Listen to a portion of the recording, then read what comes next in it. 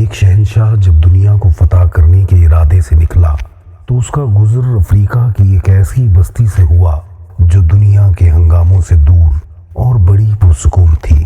یہاں کے باشندوں نے جنگ کا نام تک نہیں سنا تھا اور وہ فاتح اور مفتوح کے معنوں سے ناآشنا تھے۔ بستی کے باشندے شہنشاہ اعظم کو مہمان کی طرح ساتھ لے کر اپنے سردار کی جھونپڑی میں پہنچے۔ سردار نے اس کا بڑی گرمجوشی سے استقبال کیا اور پھلوں سے شہنشاہ کی توازے کی۔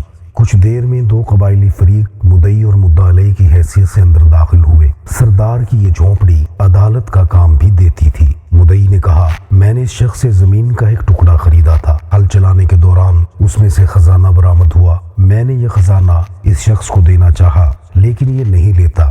میں یہ کہتا ہوں کہ یہ خزانہ میرا نہیں ہے کیونکہ میں نے اس سے صرف زمین خریدی تھی اور اسے صرف زمین کی قیمت ادا کی تھی، خزانے کی نہیں۔ مدعا علیہ نے جواب دیا، میرا ضمیر ابھی زندہ ہے، میں یہ خزانہ اس سے کس طرح لے سکتا ہوں؟ میں نے تو اس کے ہاتھ زمین فروخت کر دی تھی۔ اب اس میں سے جو کچھ بھی برآمد ہو یہ اس کی قسمت ہے اور یہی اس کا مالک ہے۔ میرا اب اس زمین اور اس میں موجود اشیاء سے کوئی تعلق نہیں ہے۔ سردار نے غور کرنے کے بعد مدعی سے دریافت کیا، تمہارا کوئی لڑکا ہے؟ ہاں ہے۔ پھر مدعا علیہ سے پوچھا، اور تمہاری کوئی لڑکی بھی ہے؟ جی ہاں۔ مدعا علیہ نے بھی اس بات میں گردن ہلا دی، تو تم ان دونوں کی شادی کر کے یہ خزانہ ان کے حوالے کر دو۔ اس فیصلے نے شہنشاہ کو حیران کر دیا۔ وہ فکر مند ہو کر کچھ سوچنے لگا۔ سردار نے متردد شہنشاہ سے دریافت کیا، کیوں؟ کیا میرے فیصلے سے آپ مطمئن نہیں ہیں؟ نہیں، ایسی بات نہیں ہے، شہنشاہ نے جواب دیا، لیکن تمہارا فیصلہ ہمارے نزدیک حیران کن ضرور ہے۔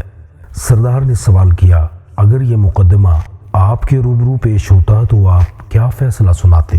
شہنشاہ نے کہا، پہلی تو بات یہ ہے کہ اگر یہ مقدمہ ہمارے ملک میں ہوتا تو زمین خریدنے والے اور بیچنے والے کے درمیان کچھ اس طرح کا جھگڑا ہوتا کہ بیچنے والا کہتا کہ میں نے اسے زمین بیچی ہے اور اس سے زمین کی قیمت وصول کی ہے۔ اب جب کہ خزانہ نکل آیا ہے تو اس کی قیمت تو میں نے وصول ہی نہیں کی، اس لیے یہ میرا ہے۔ جبکہ خریدنے والا کہتا کہ میں نے اس سے زمین خرید لی ہے تو اب اس میں جو کچھ ہے وہ میری ملکیت ہے اور میری قسمت ہے۔ سردار نے شہنشاہ سے پوچھا، پھر تم کیا فیصلہ سناتے؟ شہنشاہ نے اس کے ذہن میں موجود سوچ کے مطابق فوراً جواب دیا، ہم فریقین کو حراست میں لے لیتے اور خزانہ حکومت کی ملکیت قرار دے کر شاہی خزانے میں داخل کر دیا جاتا۔ بادشاہ کی ملکیت؟ سردار نے حیرت سے پوچھا، کیا آپ کے ملک میں سورج دکھائی دیتا ہے؟ جی ہاں، کیوں نہیں؟ وہاں بارش بھی ہوتی ہے؟ بالکل۔